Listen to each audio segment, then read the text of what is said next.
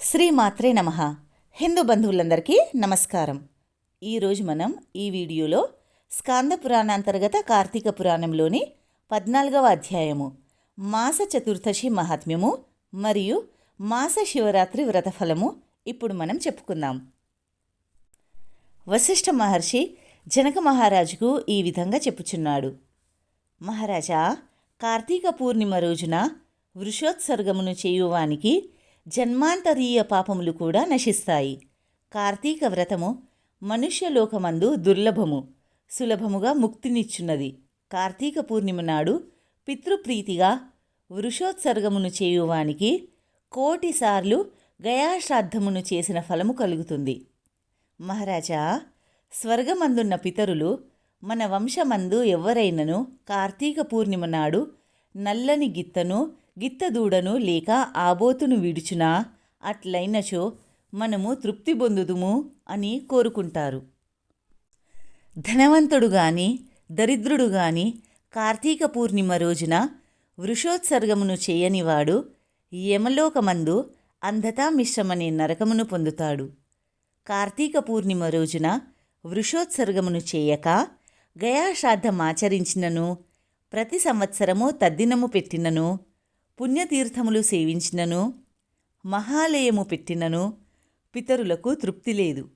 వాటన్నింటికంటే కోడెదూడను అచ్చుపోయుట మిక్కిలి గొప్పది.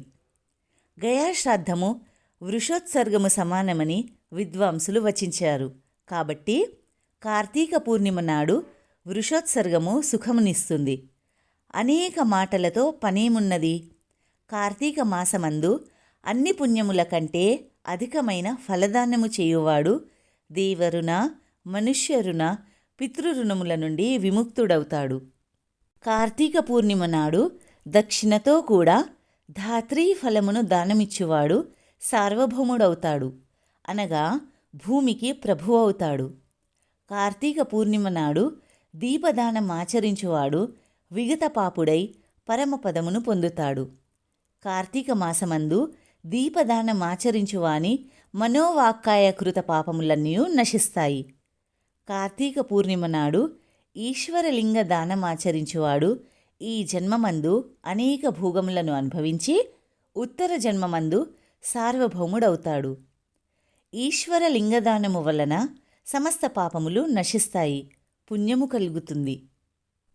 కార్తీక వ్రతము అనంత ఫలప్రదము, సామాన్యముగా దొరకనిది. కనుక కార్తీక మాసమందు ఇతరుల అన్నమును భుజించుట, పితృవేషమును, తినకూడని వస్తువులను భక్షించుట, శ్రాద్ధాన్నమును సేవించుట అనగా భోక్తగా ఉండుట, తిలదానమును గ్రహించుట ఈ 5 విడువవలెను.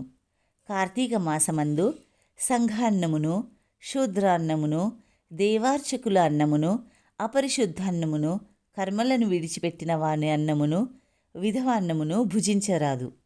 కార్తీక మాసమున అమావాస్యయందును, పూర్ణిమయందును, పితృదినమందును, ఆదివారమందును, సూర్యచంద్రగ్రహణములందును రాత్రి భోజనము చేయరాదు.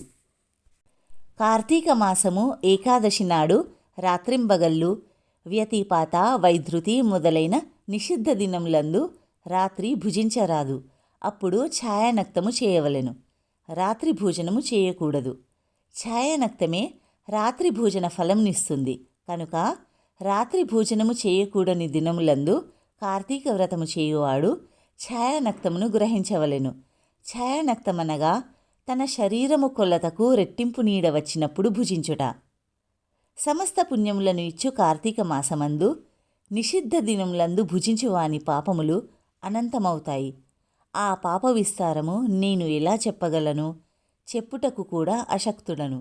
కాబట్టి విచారించి కార్తీక వ్రతమును ఆచరించవలెను.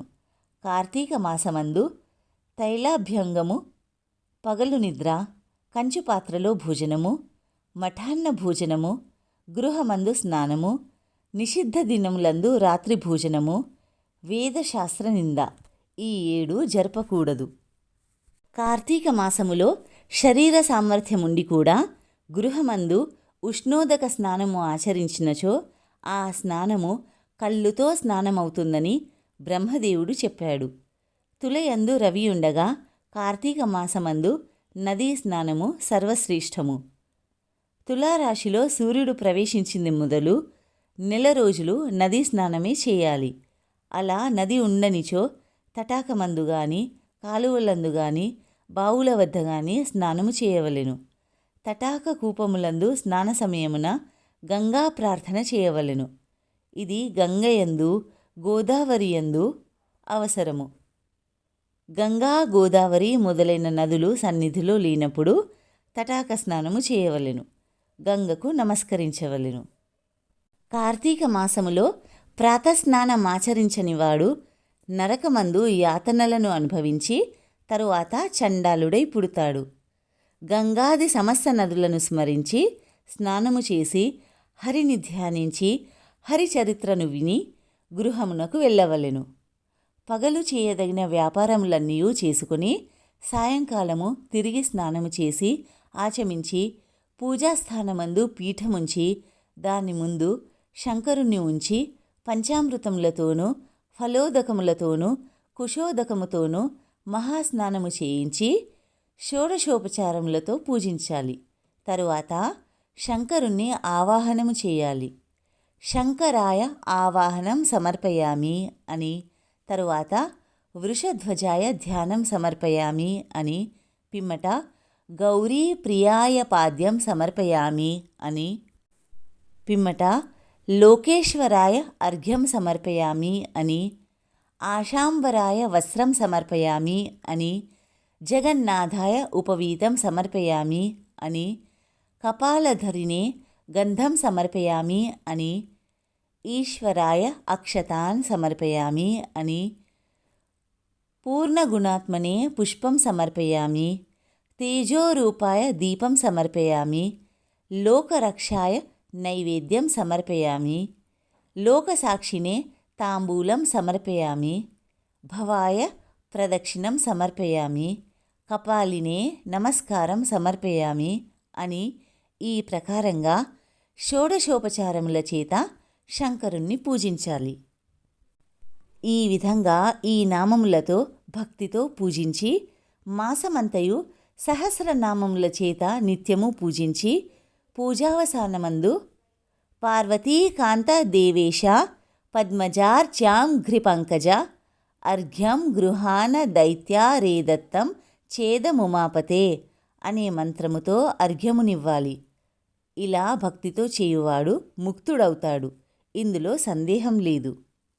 రాజా తన శక్తి కొలది దీపమాలలను సమర్పించి శక్తివంచన చేయక బ్రాహ్మణులకు దానమివ్వాలి. ఈ ప్రకారము కార్తీక మాసమంతయు బ్రాహ్మణులతో కూడి నక్తవ్రతమును చేయువాడు 1000 సోమయాగములు, 100 వాజపేయ యాగములు, 1000 అశ్వమేధ యాగములు చేసిన ఫలమును పొందుతాడు. కార్తీక మాసమందు ఈ ప్రకారంగా మాస నక్తవ్రతమును ఆచరించువాడు పాపములను సమూలంగా పరిహరించుకుంటాడు అని నారదాదులు చెప్పారు. కార్తీక మాసములో నక్తవ్రతము వలన పుణ్యము అధికమవుతుంది. సమస్త పాపములు నశిస్తాయి. ఇందులో సందేహం లేదు. కార్తీక మాసములో చతుర్దశియందు పితృప్రీతి కొరకు బ్రాహ్మణునకు భోజనము పెట్టినచో పితరులందరూ తృప్తి పొందుతారు. కార్తీక మాసములో శుక్ల చతుర్దశియందు ఔరసపుత్రుడు తిలతర్పణమాచరించినచో పితృలోకస్థులైన పితరులు తృప్తి నొందుతారు.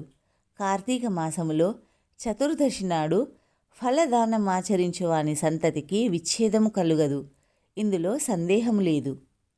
కార్తీక మాసములో చతుర్దశి నాడు ఉపవాసమాచరించి శంకరుణ్ణి ఆరాధించి తిలదానమాచరించువాడు కైలాసమునకు ప్రభువవుతాడు.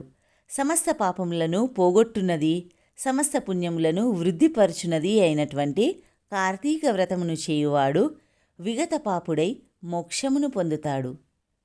పవిత్రకరమైన ఈ అధ్యాయమును భక్తితో వినువారు సమస్త పాతములకు ప్రాయశ్చిత్తమును చేసుకున్నవారవుతారు అని వశిష్ఠ మహర్షి జనక మహారాజునకు చెప్పెను. స్కాంద పురాణాంతర్గత కార్తీక పురాణములోని 14వ అధ్యాయం సంపూర్ణం. దేవాధిదేవులైన పరమేశ్వరుడు మరియు శ్రీ మహావిష్ణువు యొక్క కృపాకటాక్షాలు ఆశీస్సులు సదా మనందరిపై ఉండాలని కోరుకుంటూ స్వస్తి.